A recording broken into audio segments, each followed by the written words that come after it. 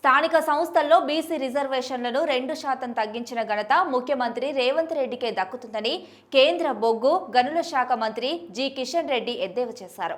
ప్రస్తుతం బీసీ రిజర్వేషన్లను 42% పెంచినట్లు ఆయన ఆర్భాటం చేస్తున్నా అందులో వాస్తవంగా వారికి వచ్చేది 32%మేనని, మిగిలిన 10% అసదుద్దీన్ ఓవైసీ, అక్బరుద్దీన్, అజరుద్దీన్, షబ్బీర్ ఆలీ లాంటి డబ్బున్న ముస్లింలకే వెళ్తాయని పేర్కొన్నారు.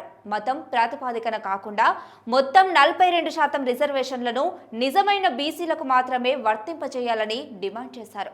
ప్రధాని నరేంద్ర మోదీని రేవంత్ రెడ్డి కన్వర్టెడ్ బీసీ అని అంటున్నారని, ప్రధానిని విమర్శించే ముందు రాహుల్ గాంధీ సామాజిక వర్గం ఏంటో బహిర్గతం చేయాలని సవాల్ విసిరారు.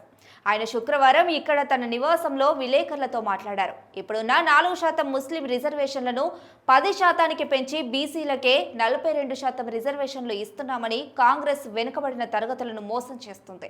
మోదీ తీసుకొచ్చిన 10% ఈడబ్ల్యూఎస్ రిజర్వేషన్లలో ముస్లింలకు వాటా ఉన్నప్పుడు మళ్ళీ ఇప్పుడు ప్రత్యేకంగా 10% ఎలా కేటాయిస్తారో ముఖ్యమంత్రి చెప్పాలి. గతంలో జీహెచ్ఎంసీ ఎన్నికల్లో 34% బీసీ రిజర్వేషన్లు అమలు చేసిన చరిత్ర ఉంది. ఇప్పుడు పెంచినట్లు చెబుతున్న 42%లో ముస్లింలకు 10% పోతే బీసీలకు మిగిలేది 32%. దీన్ని బట్టి బీసీల కోటా తగ్గినట్లా పెరిగినట్లా అన్నది ముఖ్యమంత్రి సమాధానం చెప్పాలి. జీహెచ్ఎంసీలోని 150 డివిజన్లలో 50 డివిజన్లను బీసీలకు రిజర్వ్ చేస్తే అందులో 30 సీట్లలో మజ్లిస్ పార్టీ వాళ్ళు గెలిచారు. మళ్ళీ ఇప్పుడు 42%లో 10% ముస్లింల కోటాను కలపడం వల్ల హైదరాబాద్తో పాటు రాష్ట్ర వ్యాప్తంగా మున్సిపాలిటీల్లో అన్ని బీసీ సీట్లలో ముస్లింలకు పోటీ చేసే అవకాశం దొరుకుతుంది. దీనివల్ల ఏ సామాజిక వర్గానికి లబ్ధి చేకూరుతుందన్నది బీసీలే ఆలోచించుకోవాలి. 3 రాష్ట్రాల్లో అధికారంలో ఉన్నామన్న పేరుతో కుప్పిగంతులు వేస్తున్న కాంగ్రెస్ పార్టీకి ఉన్న ఆ 3 ఊడిపోవడం ఖాయం.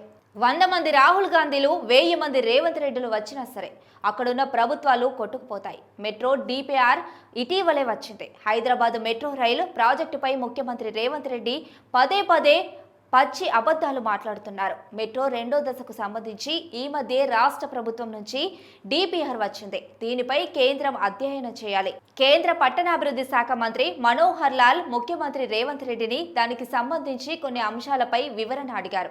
ప్రాజెక్టు నిర్వహణ, ఆదాయ పంపిణీ తదితర అంశాలపై కేంద్ర మంత్రి రాష్ట్రాన్ని ప్రశ్నించారు.